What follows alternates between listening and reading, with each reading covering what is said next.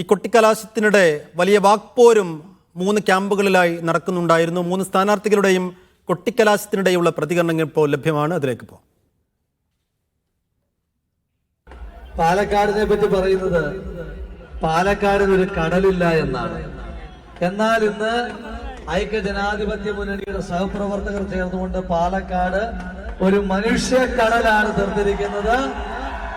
ഈ കടല് നാളെ പോളിംഗ് ബൂത്തിലേക്ക് വലിയ തിരമാലകൾ ചാർത്തുന്ന വലിയ വോട്ടുകളായി മാറും.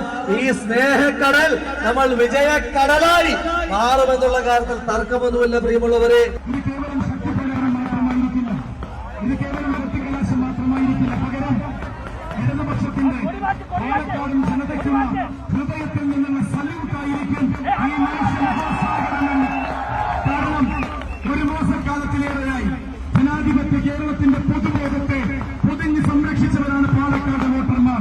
മതേതര കാഴ്ചപ്പാടുള്ള ഈ ജനത 20-ാം തീയതി ബൂത്തിലെത്തി 23-ാം തീയതി ആ വോട്ടെണ്ണുമ്പോൾ നമ്മൾ ഇന്ന് അർപ്പിക്കുന്ന ഈ സല്യൂട്ട് എന്തിനാണെന്ന് കേരളത്തിന്റെ മനസ്സ്